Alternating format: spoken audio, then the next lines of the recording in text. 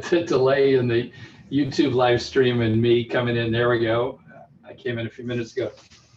Hey, everybody. Welcome. I can't believe I'm doing this as one of the last official acts as department head of the School of Architecture, but it's clearly something that I really, truly enjoy.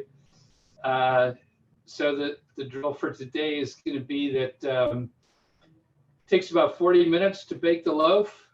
So I figure if the first thing I do is take out the finished dough, put it in the oven, and then we do the pre-recorded videos of the last 3 days of me working, then it'll be really good to, so you can see the bread when it goes in, and you can see the bread when it comes out. I won't be able to eat any of it for 2 hours until it cools. So we're all going to be looking at this bread without being able to eat it. So this is my kitchen. This is where I do all my creative work. And in a minute, you'll see the videos, but I'm getting the bread out of the refrigerator. Here it is. You'll see later, and I'll be referring to this term banneton. Banneton is actually one of these shaping baskets. You know that I'm a big advocate for putting lots of flour, in this particular case, rice flour, because it is really great in terms of not sticking. So basically what we're going to do is to flip it upside down with a piece of parchment and a cutting board, and voila. There's the loaf ready to go. Looks beautiful. I hope you can all see that. And so the parchment paper is pretty important because you're going to put it into the Dutch oven. You got to lift it like this, and when you want to take it out, you have to do the same thing as well. So you can see I had it really well coated with rice flour. So we're going to rub that rice flour off. And then there's a French device called a lame. I'm using just a single-edged razor blade, and you can score the loaf through the top surface so it's able to expand when it's baking. And it makes it look more beautiful. You can come up with any particular pattern that you want.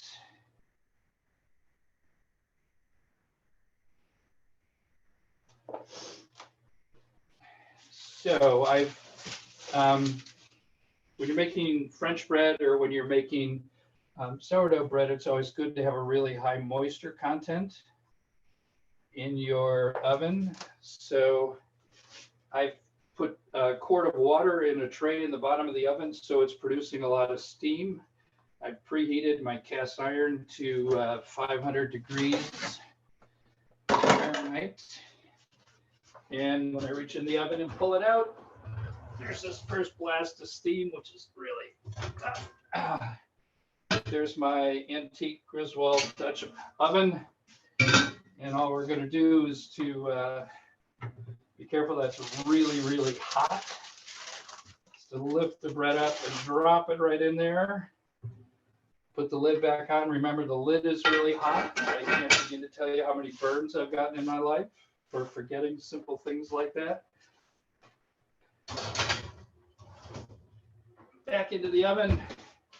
Set the timer for 20 minutes. And we're good to go. So before we start with the videos, just a little history. When I was in graduate school in 1976, I found that the best therapy and meditative act was baking bread. So I would come in on, wake up in my house on Sunday morning, decide to bake bread, find the ingredients, mix the ingredients, knead the dough, let it sit for 2 hours, punch it down, form it into loaves, let it rise for another hour, and then bake it. It takes basically an hour. By then, the entire day was blown, and the smell of bread was so fantastic in the house that there's no way you could leave and go to studio at 8 o'clock at night when you knew you had this fantastic loaf of bread. So I've basically been baking since 1976, which is, I think, 44 years, something like that. And it was just purely coincidental that earlier, before the pandemic, I decided that I was going to start playing with sourdough. I'd never done sourdough before. Bought starter from King Arthur Flour Company back in November, brought the starter to life and kept it going. And now the funny thing is that so many people are doing sourdough and other types of baking and cooking. It is impossible to get flour at Whole Foods or at Giant Eagle. I ended up buying, I use a special artisanal blend of barley and wheat flour. I keep it here in my jar, close at hand. I ended up finally finding the source where I could get 50 pounds of it. So it cost me 40 bucks for the flour and $50 to ship it from California to my home in Pittsburgh. So I'm still going through that bag. Now I've completely run out of whole wheat or spelt flour. I just was able to get an order from Amazon just the other day. So my next loaf will be a whole wheat loaf. So Allie, why don't we start going through the videos? I've took up enough dead air space to fill the time until the timer goes off. So should I turn my video off and you share your screen with the video? Yeah, we can do that. Yeah, if you just turn your mic off in your video, unless you have any questions during the video, that'd be great. Thank you.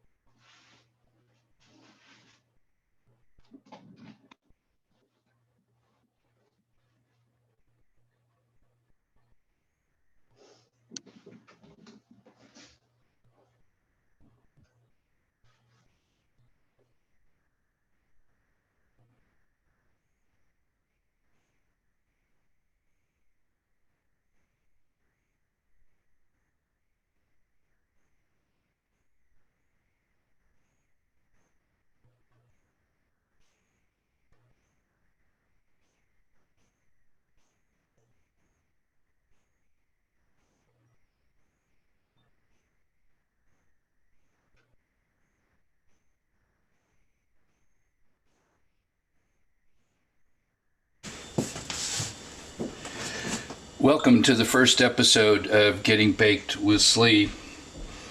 I'm here in my kitchen on Polish Hill, and the goal of this little live stream is to show you all how to make some really, really great sourdough bread. It's a 3-day process, and there's a lot of waiting in between steps that you take. Out here on my kitchen counter, I've got a few basic elements.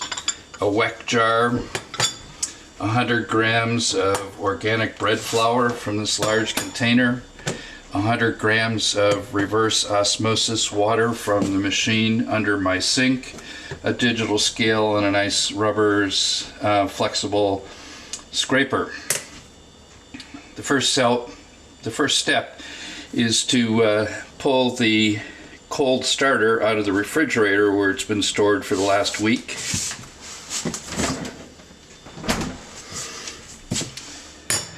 Here it is in its own weck jar. These jars are really interesting. You'll see as I go through all these operations that it's quite difficult to get the super sticky starter out of the jar cleanly. If you're using a Mason's jar, you'd have this rim and this edge to go over. The Welk jar is just a completely straight shot going through there. It's a really wonderful time. Smell the starter. It smells just absolutely funky and fantastic, and if you look inside you can see that there are lots of bubbles. It's really important that you activate the starter now. It's cold, it's not doing too much. So to do that, we take a clean weck jar, put it on the digital scale, zero it out, and what we're looking to do is to add just a mere 20 grams of starter into there. 20 grams is a really small amount. And they're roughly 30 grams in an ounce. So you know that we're dealing with less than an ounce of starter. That's all it takes to get this puppy going. So we'll put that down and add the pre-measured 100 grams of water. No need for the scale anymore. Take it off and get the scale out of the way. And I found the best way to get really good mixing is to stir the 100 grams of water into the 20 grams of starter. Makes it a lot easier to consolidate the 100 grams of flour that we're going to put in after that. So we're looking good, nice liquidy starter and 100 grams of flour. Mix that so it's completely moistened. There shouldn't be any dry flour in there whatsoever. The nice thing about this little spatula mixer thing is I can scrape down the sides to pull all the dry flour particles down into the liquid mix. I just want to make sure everything's really mixed and there aren't any serious lumps in there.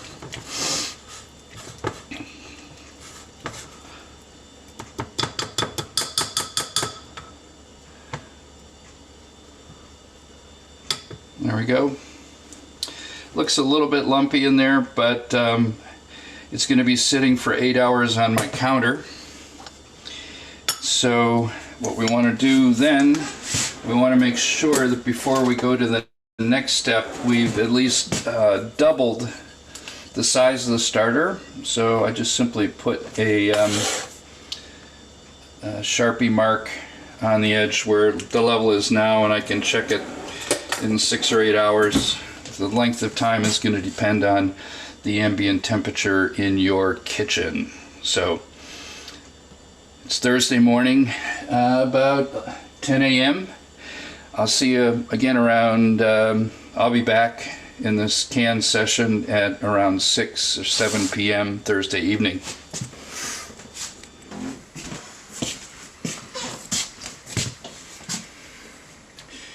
All right, it's me again. I'm back. It's Thursday evening at 6:30. So my starter has been in the oven with no heat on, just the oven light to keep it a little bit warm in there. And hopefully you can see that this was the line I put on there this morning, and you can see we're way over the double mark for the active starter. So the next step is simply to take 20 grams of the starter, mix it with 100 grams of water and 100 grams of flour.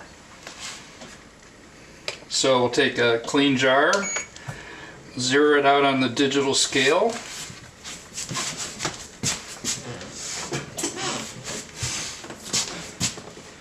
grab my active starter. That's really bubbly, smells absolutely fantastic.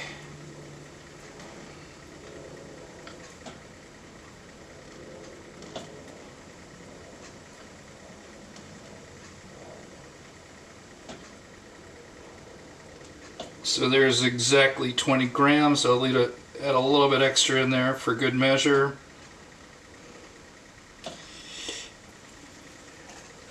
And this is what's referred to as the discard. You literally discard it, but you'll find there's some, if you take the discard, it's still perfectly good. Still got some food in there, so the bacteria are actually very active. What I like to do with the discard is to create sourdough pancakes or sourdough waffles, or even sourdough pizza crust. It's really good. I'm trying a new technique actually today that I learned about, and to anticipating that there's going to be a huge demand for Steve's sourdough starter after these sessions, I'm actually drying the starter. Again, in the oven without any heat on, and then once I dry it, I'll have dried pieces of starter that I can distribute to students and faculty alike who want to get into sourdough. The good thing about drying it is you don't have to do maintenance every week on the starter that you keep in the refrigerator. It can last up to 10 years once it's dried. Actually even longer. King Tutankhamun, they actually found dried sourdough starter in his tomb, and that's like 10,000 years or something like that. So 20 grams in here, zero out the scale.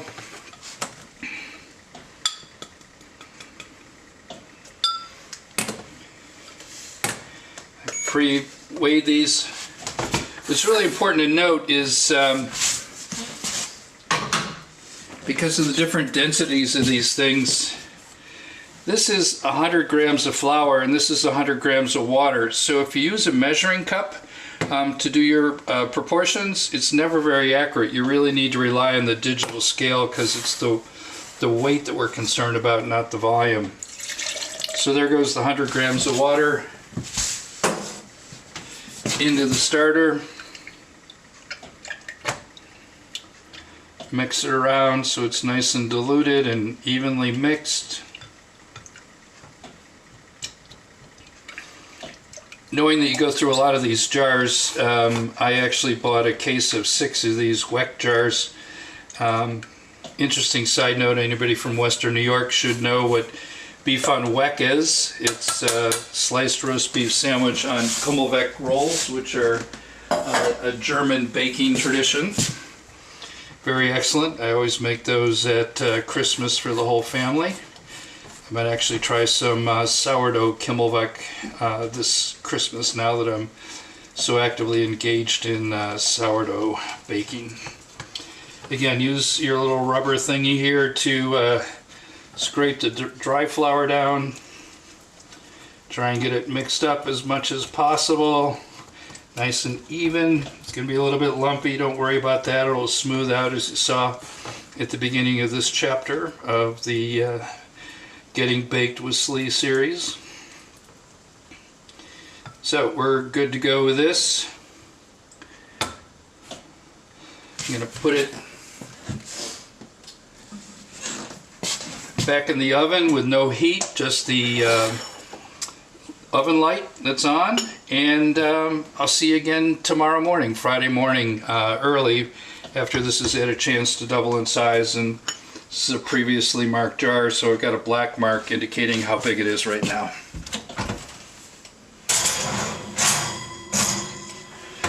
That's all for now. See you tomorrow.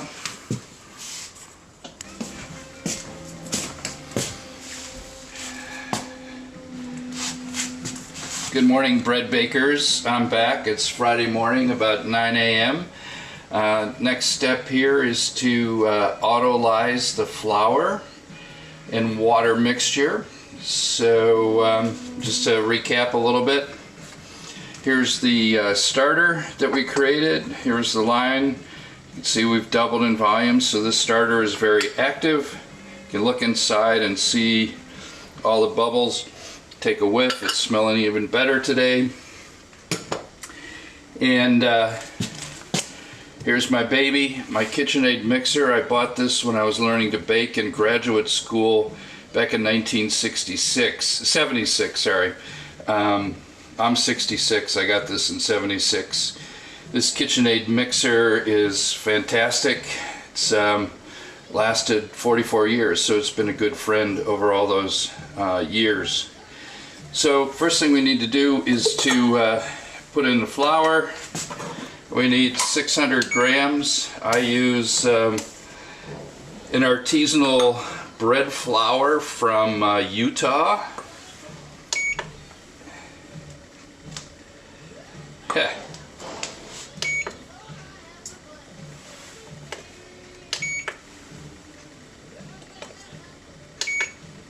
Got a momentary glitch there with my scale. So I need 600 grams of flour.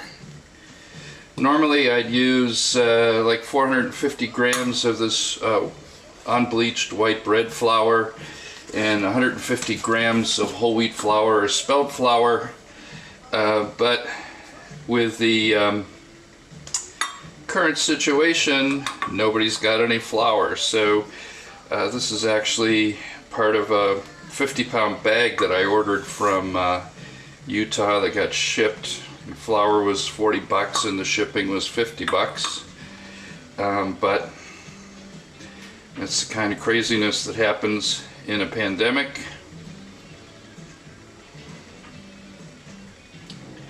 So there we go, right exactly at 600 grams. Now I need to get some water.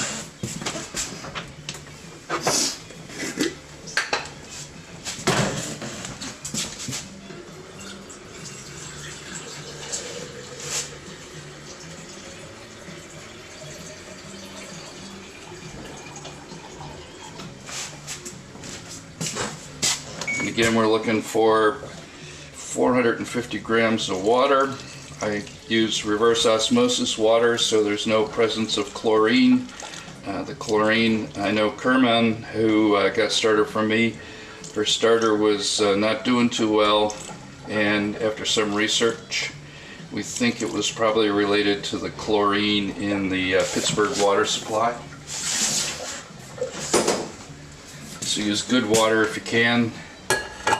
Put it here in the KitchenAid, lock it, and use that dough hook to mix it.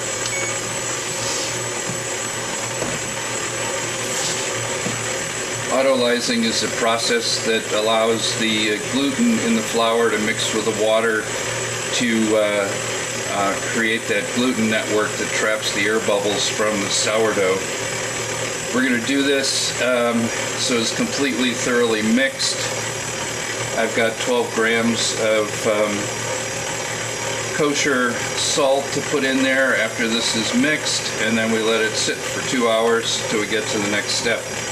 Like I said, baking bread entails a lot of waiting. Just to give you a sense, this is bread that I made last week that was with just the white bread flour. This is the bread that I made the week before with 2/3 white flour and 1/3 spelt flour. You can see the difference in the color, the texture, and is pretty much the same.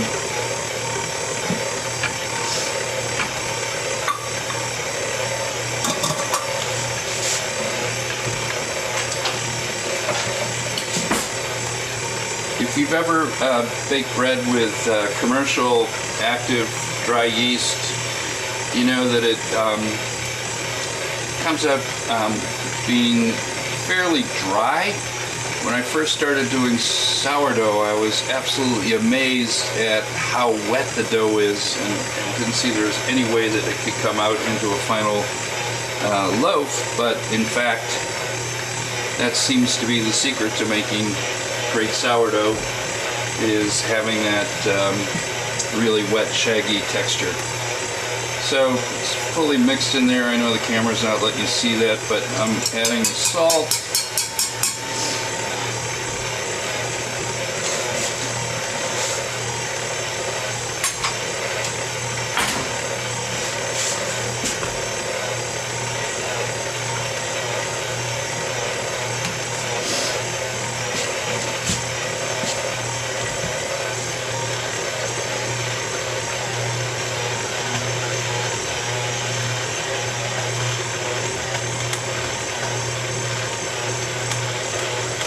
So this is not the actual kneading that we're going to do with the dough later this afternoon. It's just mixing the flour and the water and the salt to start the process of growing the gluten network inside the bread.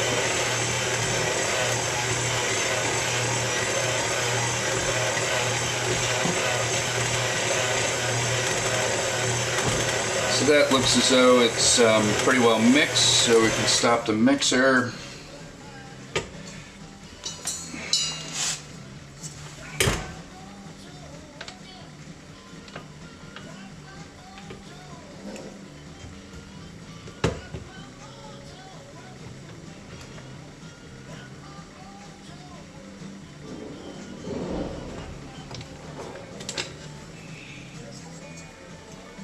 You can see absolutely how sticky this dough is, nothing like anything I ever baked before.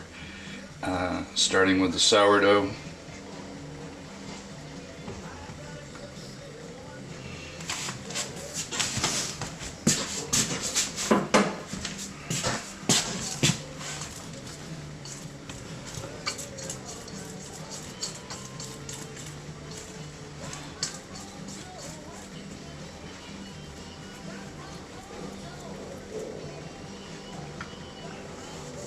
Okay, so hopefully there's not too much shadow on that.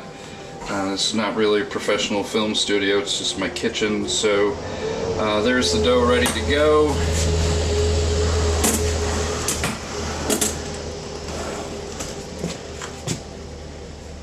Cover it with a clean, dry cloth and come back and visit it in 2 hours.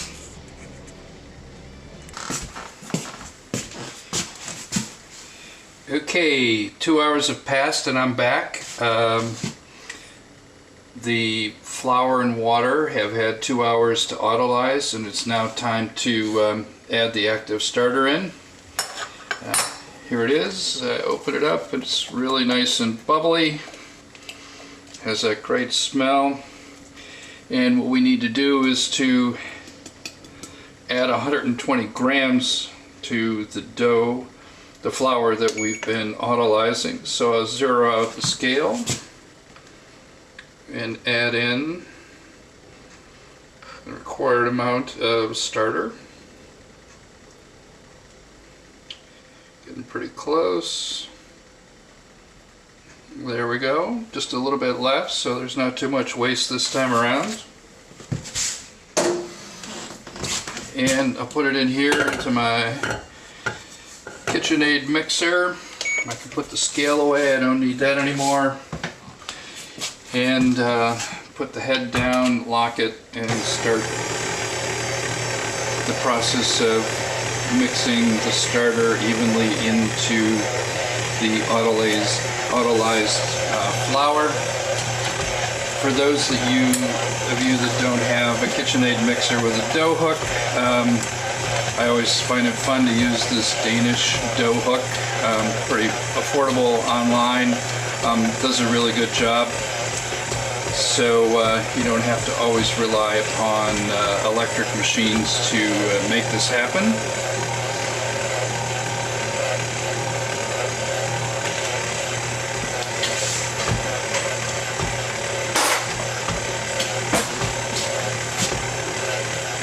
This poor mixer has gotten so old that the head bounces up and down quite a bit, so I've jury-rigged a bungee cord to help hold it down while I'm doing the first kneading here.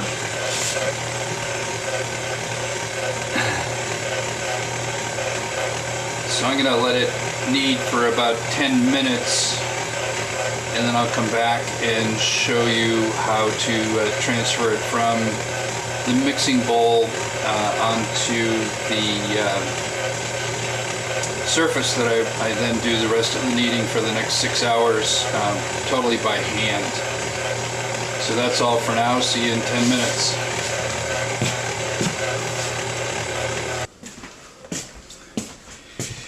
Alright, I'm back. I've done a solid 10 minutes of kneading with the KitchenAid with the dough hook. I've put out my sill patch sheet. I just find it a lot easier to contain the mess of flour everywhere. Because the dough is so sticky, you need to make a really nice, don't be afraid to skimp on the flour here at this step, because every part of the kneading will absorb that material. So here's the dough in here. You can see how incredibly sticky it is. I'm going to use my dough scraper here to release it from the stainless steel mixing bowl. And just let it plop right down there under the old sill pat covered with flour.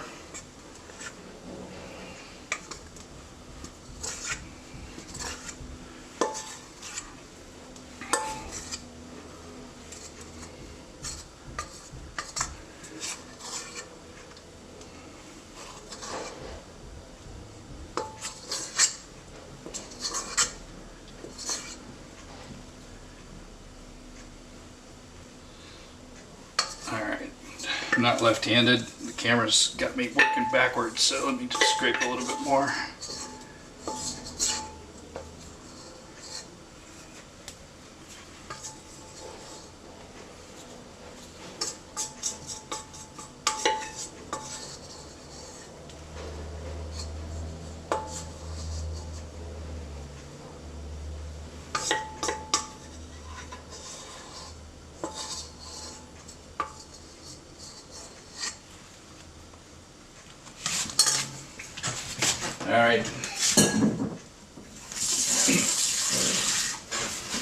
And you can just see just exactly how wet this dough is.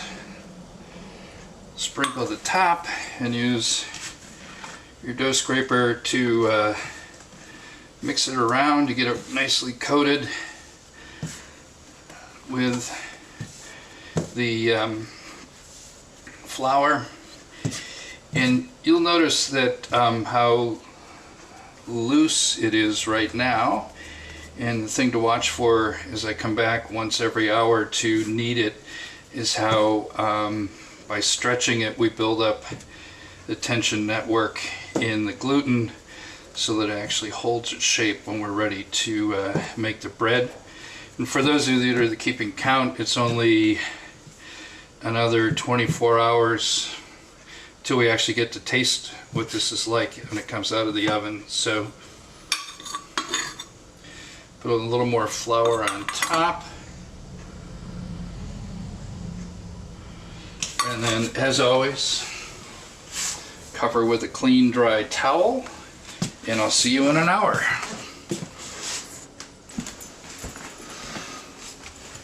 Welcome, I'm back. It's Friday afternoon. The last step, we took the dough out of the KitchenAid mixer and put it out here on my Silpatch sheet covered with lots of flour. And the important thing to notice here is how flat it's gotten.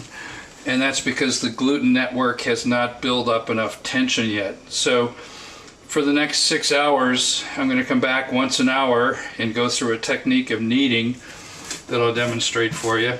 And that technique is that you pull out a corner, it pulls really easily. Rotate 90 degrees. Pull it again, 90 degrees, pull it again. What you're trying to do is to stretch the dough continuously so that it builds up that tension network inside. Push it down. Top side is a lot stickier than the bottom side, so you can easily pull it out and stick it down so it maintains a solid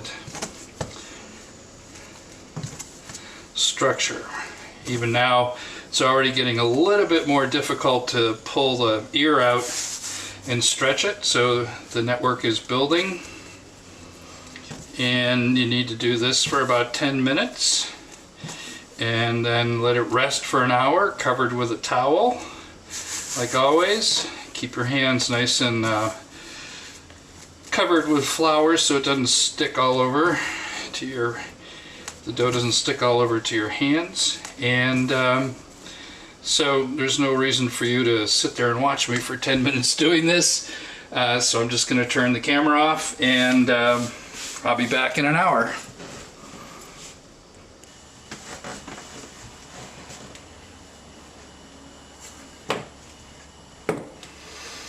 Okay everybody, I'm back. It's 9:30 p.m. on Friday night. We're on the last round of kneading, and then I'm going to shape this fantastic loaf into the banneton. And I'll talk to you more about that later. So here's the loaf. It's really holding up. It doesn't look like a cow patty anymore. That's always a good thing. It's building up the tension in the outside skin, so it will do a really nice job as we put it in the baking. So we're gonna, you can hear the little bubbles popping. It's got lots of gas in it. That's always really good. We're gonna do this one last knead. And it's real loose when you start, and then the longer you go, the stiffer it gets, and that's where we want to be. So it holds that really great shape. You can hear all the bubbles popping. It's got lots of gas inside it now. It's going to make those big classic sourdough bubbles that you see when you cut through the loaf.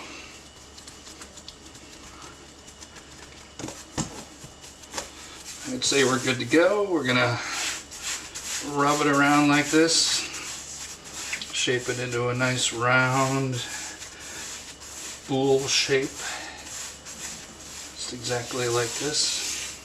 Feels wonderful, perfectly soft and pliable. So here's my banneton. I've got a round one, I've got a rectangular one. We're going to make a round loaf of bread tonight. It's interesting, it's one continuous strip of rattan that's been curved around to form this. Interesting geometric thing, reminds me of Jeremy Fika and some of the work he does with metals in the defab shop. I've been using bread flour all night, but for this I'm going to use rice flour. So we line the cheesecloth liner of the banneton.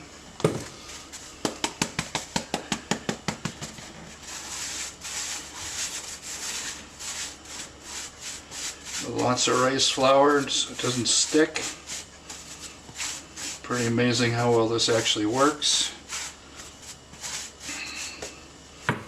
And then we take the loaf with all the seam and all the folds up, put it in there, make sure that everything's together, no gaps, you don't want it exploding when you bake.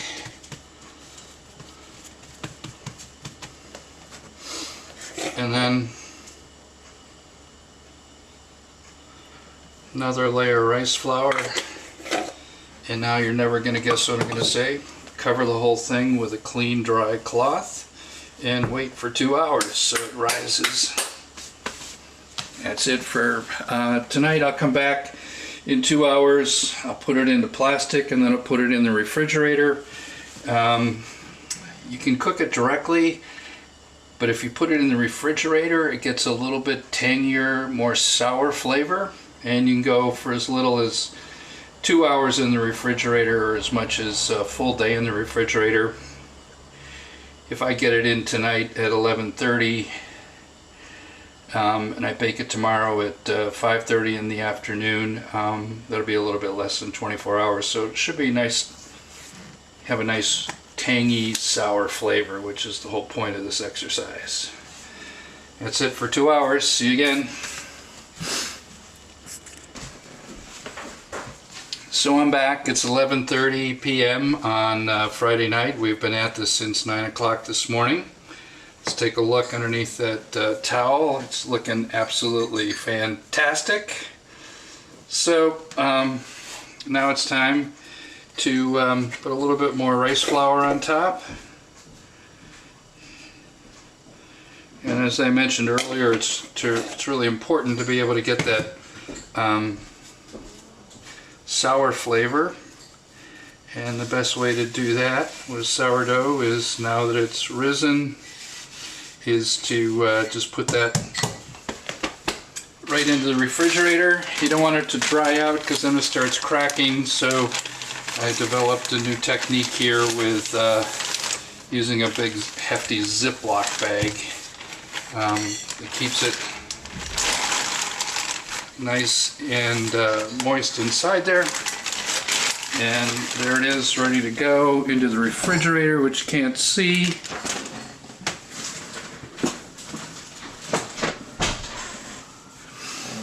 And that's basically it until tomorrow when we go live at 5:30 p.m. on Saturday.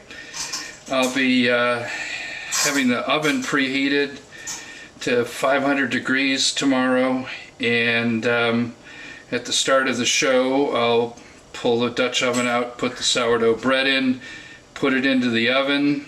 We'll go to all the recorded sessions, which this is the last of, and then 40 minutes after we put it in the oven we'll be bringing it out and seeing how it looks.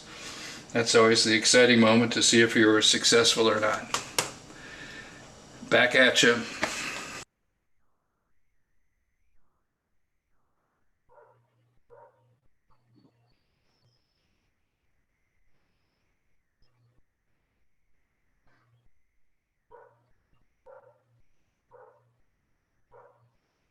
Hey, Christoph, I don't do any German breads.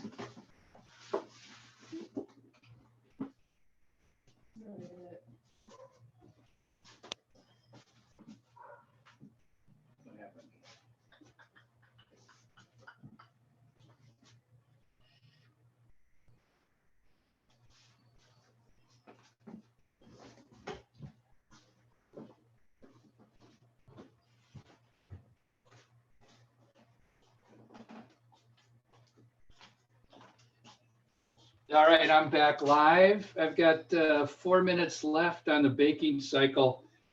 So I'll fill in a little bit of stuff. I mentioned that I'm drying the sourdough. Here's the tray with the sourdough drying. It's been drying now for a day, I guess. It really needs another day or two before it's ready to distribute. One of the things I do is I mentioned bannetons. Those of you that know me know that I really like buying tools and gear. So here's my rectangular banneton. And if you've got a rectangular banneton, then obviously you need a rectangular Dutch oven, which I also have, part of my collection of antique Griswold cast iron from Erie, Pennsylvania in the 1920s and 30s.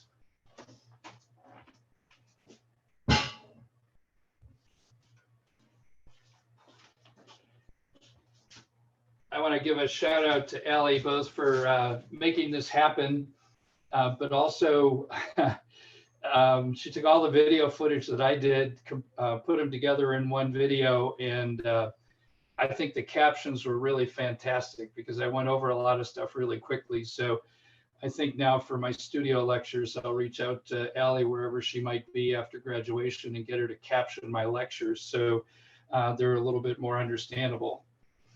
So, Allie, do you have anybody? We've got 3 minutes according to my timer. Do you have anybody have questions that I can answer while I'm here? You can shoot it if you're watching on the YouTube stream. You should be able to do a chat for a question. We don't have any direct questions, but Kerman did say, "Can we get a cookbook?" So there's definitely interest. And learning more from you, but definitely if anyone has any questions, please drop them in the YouTube chat. If you're there or anywhere, I'll direct them to Steve if he doesn't see them directly. I'm a little bit far away from my computer speaker, so I couldn't quite hear that.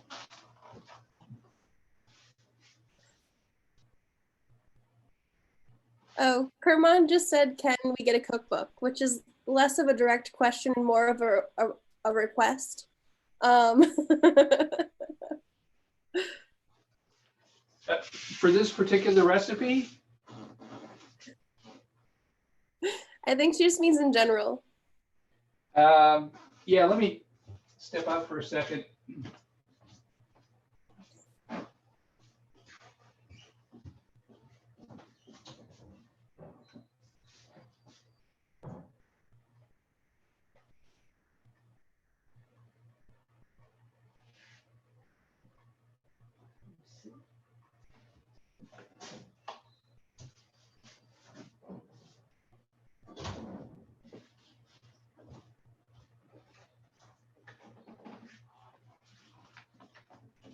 So this particular recipe started from a New York Times article on how to make sourdough bread. I've made a bunch of modifications, as I always do. But my Bible, and if you can see this book, it's really completely falling apart because I've used it so much, is actually called Beard on Bread. James Beard was the chef who really put American cooking on the roadmap. There's still an annual James Beard competition. So I strongly recommend, if you're interested in lots of different types of bread, the banana bread that I make on a regular basis is a recipe that I've modified from here. I've got 2 racks of baby back ribs out of my smoker going right now. So all of us sitting around here are drooling because of the smell of the smoker. But yeah, maybe on my sabbatical year, I'll put together my favorite recipes and make it available as some swag for graduation. So we're down to 10 seconds. So the moment of truth is coming. Again, I'm a gearhead, so obviously, if we're going to make a circular loaf of bread, we have to have a circular wire rack.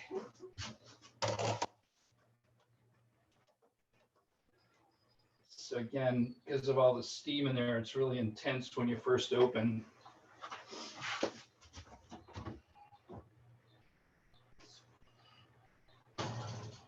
Moments of truth.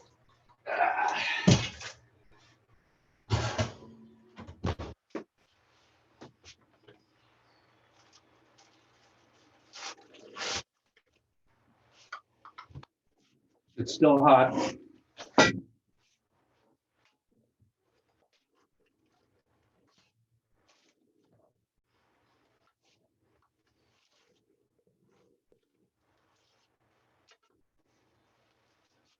So can everybody see that? Pretty incredible.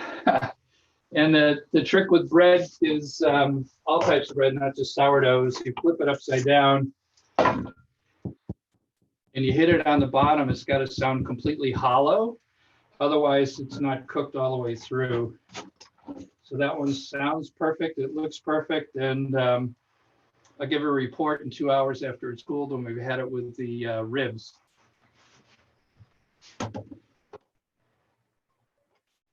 That's beautiful. Oop, right off camera. So anyways, that's all for me. I'm honored that you guys were interested in something that I do in my life. It's always good to share.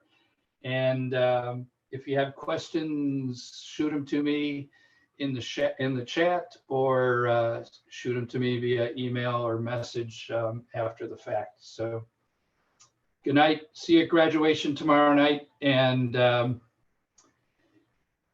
you know, you guys are great. You know, you've made my life really meaningful for the last 12 years. So thank you. And see you tomorrow. Thank you, Steve. This was super fun. We should do this more. All right, guys. Thank you, everybody, for coming to this. I'm going to end this, so I think it's going to kick everyone out. Bye, everyone.